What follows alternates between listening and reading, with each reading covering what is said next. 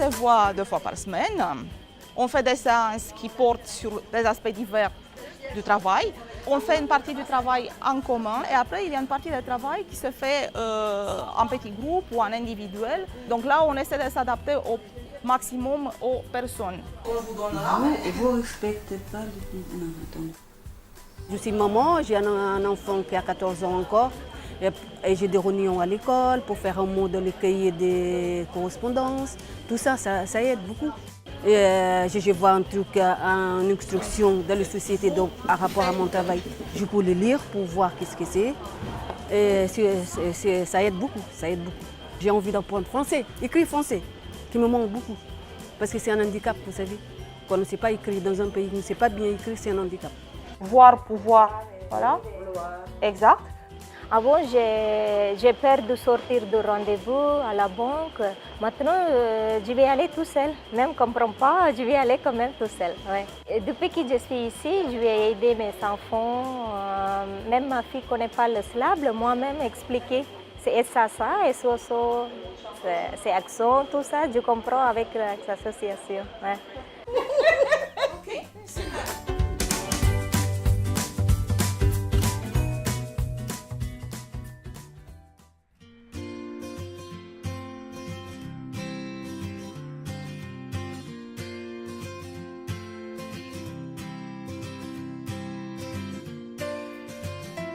Je n'ai pas été à l'école. C'est la première fois que j'ai commencé à apprendre. Si vous m'avez mis la cuisine en garage, c'est pas bon du tout.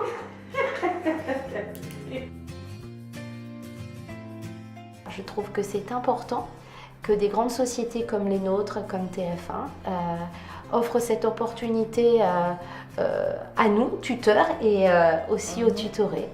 Je trouve que c'est un pari gagnant-gagnant, je dirais. Aujourd'hui, depuis les cours, j'ai confiance en moi. Ouais.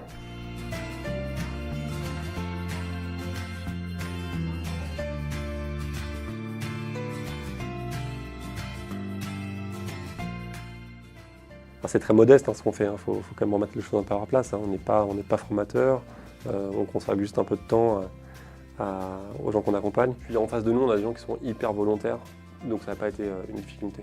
Si je comprends tout, ça va m'aider de parler, donc ça va m'aider beaucoup de choses quand même. C'est assez confortable comme condition, c'est assez simple à faire. Ça demande juste un peu d'organisation parce que justement il faut des créneaux qui soient des créneaux fixes. C'est juste un truc à vivre et à découvrir et c'est suffisant comme motivation. Ouais.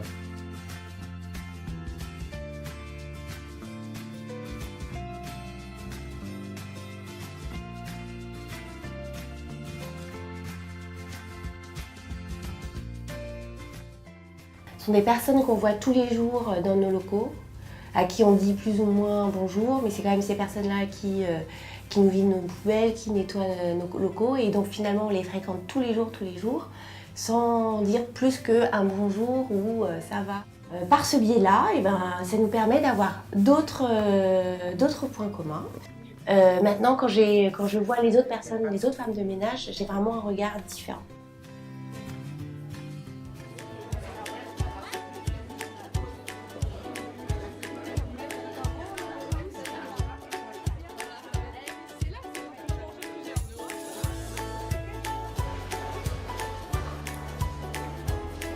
Alors l'action du jour, c'est une action qui est née d'une idée enthousiasmante qui était la relation entre les apprenants qui avaient une passion, la cuisine, et le service restauration. Ah, mais là aujourd'hui, ça a été très bien.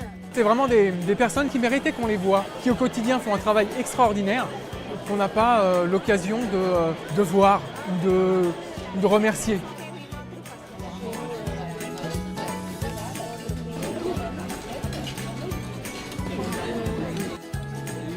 On peut avoir des personnes qui ne parlent pas la langue, qui n'écrivent pas la langue, qui n'ont jamais été scolarisées de leur vie, d'autres qui parlent couramment français mais n'écrivent pas, d'autres qui ont été scolarisés dans leur pays d'origine mais ont des difficultés avec la langue, d'autres qui sont français scolarisés en France.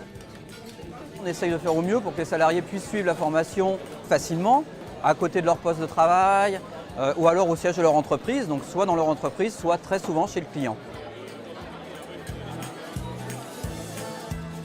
Vous avez une personne qui fait 7 heures par jour, il va être absent pendant 2h30 de cours de français.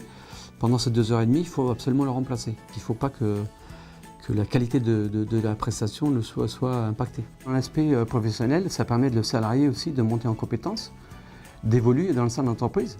Donc vous demandez au salarié d'exécuter les tâches, et si vous n'arrivez pas à vous faire comprendre et quelles sont les attentes de clients, je ne vois pas où est le résultat. Donc celui qui veut évoluer, bien sûr qu'il faut travailler et il faut passer par l'apprentissage de la langue.